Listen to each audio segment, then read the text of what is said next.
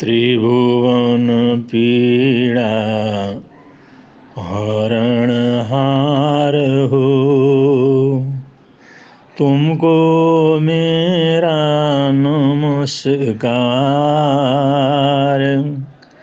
सर्व जगत के अलंकार, प्रणाम तुम्हें मेरा हर बार। तीन जगत के नाथ आपके, चरणों में जाऊं बलिहार। भवसागर के शोषण करता, तुमको वंदन बारंबार। भवसागर के शोषण करता, तुमको वंदन बारंबार।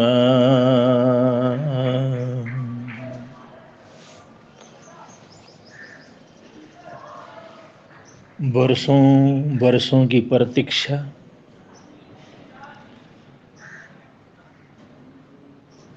जब रामचंद्र जी के दर्शन से तृप्त हो गई,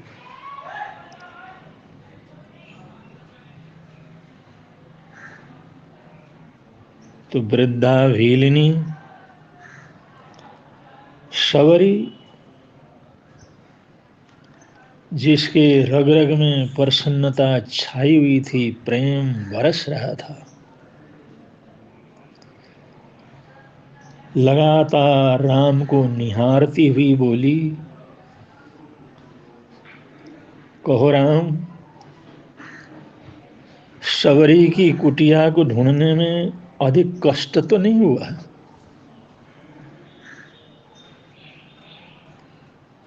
राम मुस्कुराए,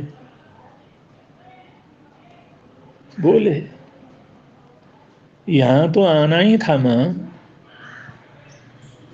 कष्ट का क्या मोल है?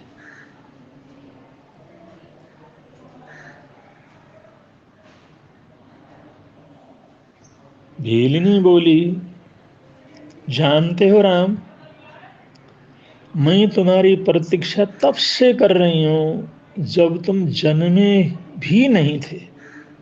मुझे पता ही नहीं था तुम कौन हो, कैसे दिखते हो, क्यों आओगे मेरे पास, बस इतना ज्ञात था, कोई महापुरुष, कोई युग पुरुष, कोई राम जरूर आएगा जो मेरी आत्मा के दर्शन के प्यास को मिटाएगा, जो मेरी जन्म जन्मों की भूख को शांत करेगा, मेरे दर्शन की प्यास, दर्शन की भूख, उसकी प्रतीक्षा का अंत करेगा।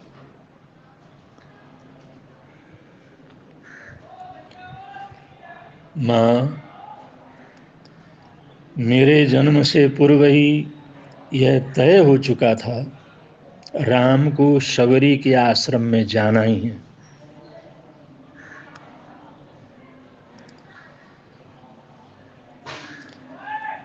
एक बात बताऊं प्रभु,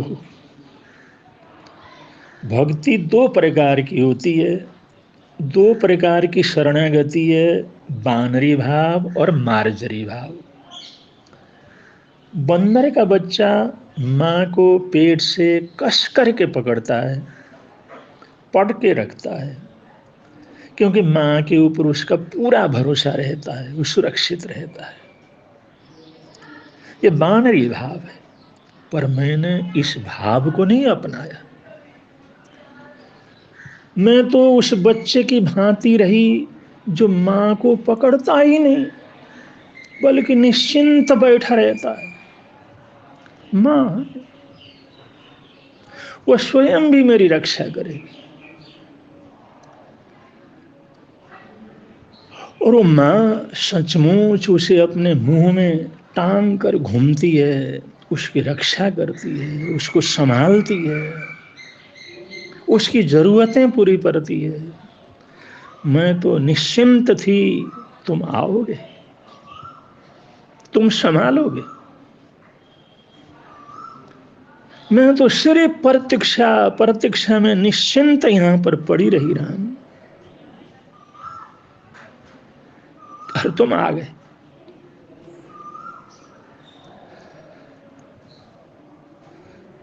रामचंद्र जी मुस्कुराते रह गए। शबरी ने पुनः कहा,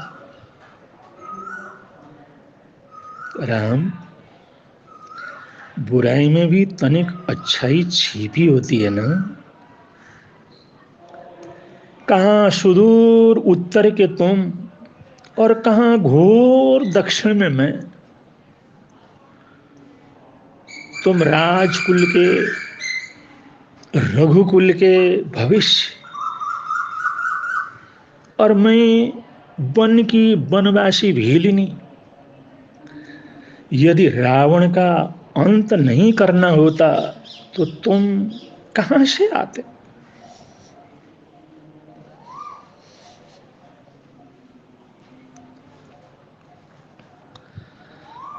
राम गंभीर हुए और गंभीर आवाज में बोले, भ्रम में न पड़ो मां। राम क्या रावण का वध करने के लिए आया है? रावण का वध तो लक्ष्मण, ये मेरा भाई लक्ष्मण पैर से बाण चलाकर भी कर सकता है। राम हजारों मील चलकर आया है तो केवल तुमसे मिलने के लिए आया है मां, ताकि हजारों सहस्रों वर्षों तक बाद भी कोई भारत के अस्तित्व के ऊपर शंका करे, प्रश्न खड़ा करे, तो उसे इतिहास चिल्ला चिल्ला करके कहे कि इस राष्ट्र को राजपुरुषों ने, क्षत्रिय पुरुषों ने एवं आप जैसी भीलनी माताओं के, गरीब दलित वनवासी माओं के सहयोग से, जनता के सहयोग से सबने मिलकर के इस देश का निर्माण किया है। इस राष्ट्र का निर्माण केवल राजपुरुषों ने नहीं, साधारण से साधारण लोगों ने से मिलकर के किया है। कोई भारत की परंपराओं पर अंगुली उठाए तो काल उसका गला पकड़ कर कहेगा कि यहाँ के राजपुत्र एक वनवासिनी से भेंट करने के लिए 14 वर्ष का वनवास स्वीकार कर सकते हैं। यह हमारे देश की सभ्यता है, ये हमारे देश का चरित्र है।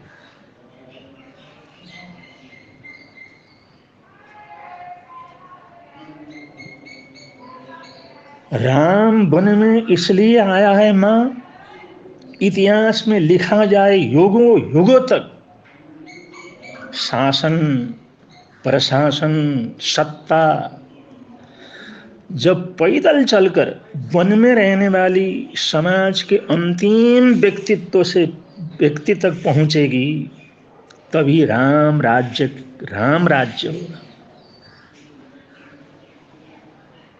अंतोदयी तो राम राज्य का प्राण तत्व है। राम वही है जो देश के अंतिम पंक्ति में रहने वाली जनता तक पहुंचे, उनके भावों को समझे। राम वन में इसलिए आया है, भविष्य में स्मरण रहे, प्रतीक्षा में, भक्ति में, शुभ आकांक्षाओं में इतनी शक्ति होती है, वो आकांक्षाएं अवश्य पूरी होती हैं, जैसे तुम्हारी प्रतीक्षा पूरी हुई। मां, राम रावण को मारने के लिए नहीं आया। सवरी एकटक अपने आराध्य की तरफ देखती रही, निहारती रही, एकटक निहारती रही। राम फिर आगे बोले, राम की वन यात्रा रावण से युद्ध के लिए नहीं मां, राम की ये वन की यात्रा कभी न मिटने वाले आदर्शों को स्थापित करने के लिए हुई है। राम की यात्रा ये संदेश देने के लिए है, जनता की वांछनीय इच्छाओं को, प्रतीक्षाओं को पूरा करना राम होना है।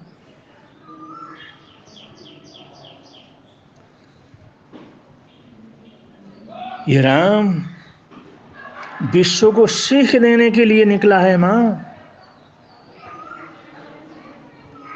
निर्दोष, निरपराध किसी साध्वी, किसी सती, किसी स्त्री का अपमान करने का दंड असभ्य रावण के पूरे साम्राज्य के विध्वंस से भी पूरा हो सकता है।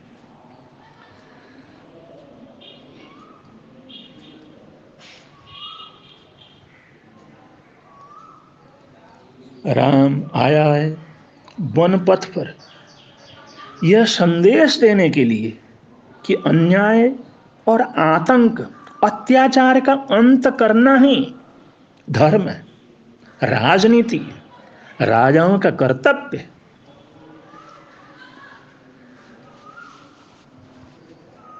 राम विश्व को यह संदेश देने के लिए आया है मां, विदेशी शत्रु के विनाश के लिए उससे पहले देश के अंदर बैठी हुई शूर्पणखाओं, खर और दूषणों को, उनके घमंड को तोड़ना, ये सबसे पहली आवश्यकता है।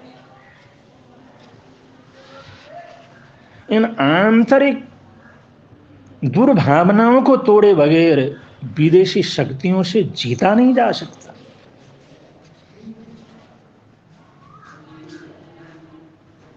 राम एक और संदेश देने के लिए आया है, राजपाट छोड़कर आया है, दुनिया को बता सके रावणों से, आसुरी शक्तियों से, आतंकवादी शक्तियों से युद्ध केवल राम अकेला नहीं कर सकता। उसके साथ वनवासी, आदिवासी, सामान्य साधारण जनता का सहयोग उतना ही आवश्यक है। और राजा और प्रजा मिलकर के ही आसुरी ताकतों से लड़ा जा सकता है। और उसमें सबसे बड़ा सहयोग रहता है शबरी जैसी तपस्विनी माताओं का आशीर्वाद।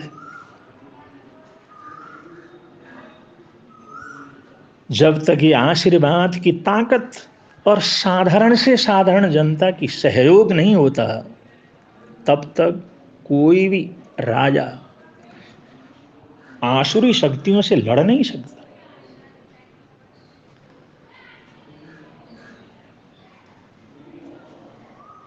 युद्ध केवल राजसत्ता नहीं, जनता के सहयोग से,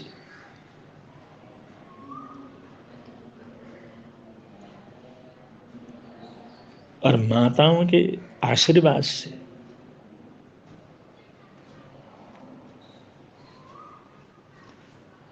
सत्पुरुषों, सन्यासियों के आशीर्वाद से,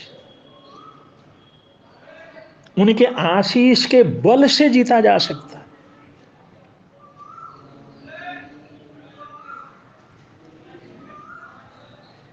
शबरी की आंखों में आंसू आ गए। अपने आप को किसी तरह संभाला, पूछा, राम कुछ खाओगे? राम ने कहा, मां, माँ के हाथों से बिना खाए मैं जाऊंगा कहाँ? तुम्हारे हाथ के प्रसाद के लिए तो यहाँ आया। सवरी फटाफट उठी, अपनी झोपड़ी के अंदर गई। वहां उसने बेर का दोना रखा हुआ था, उसको उठाया, उसके ऊपर प्रेम से देखा। सम्राट को देने के लिए, युग पुरुष को देने के लिए मेरे पास और कुछ है तो है नहीं। वही बेर का दोना लेकर के बाहर आई और राम और लक्ष्मण के समक्ष रख दिया।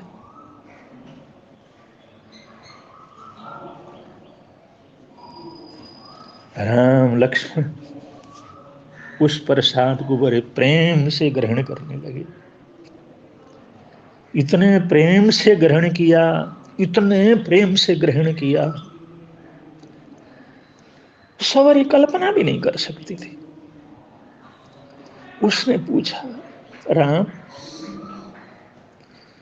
बेर कैसे, कड़वे तो नहीं है ना? राम ने सबरी की तरफ देख करके कहा, माँ यहां आकर मीठे खट्टे का भेद ही भूल गया। ये माँ के हाथ का प्रसाद अमृत है माँ, अमृत है, अद्भुत मीठे हैं।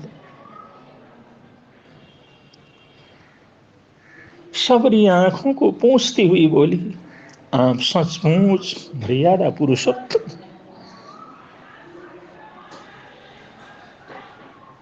आप सचमुच अखंड भारत के मालिक हो, राष्ट्र के महानायक हो, मर्यादा पुरुषोत्तम हो प्रभु। मैं तृप्त हो गई आपके चरणों का शरण पा करके। लक्ष्मण अवाक देखते रहे। उनकी आंखों से भी आंसू निकलने लगे, उनकी आंखें भी नम हो गई।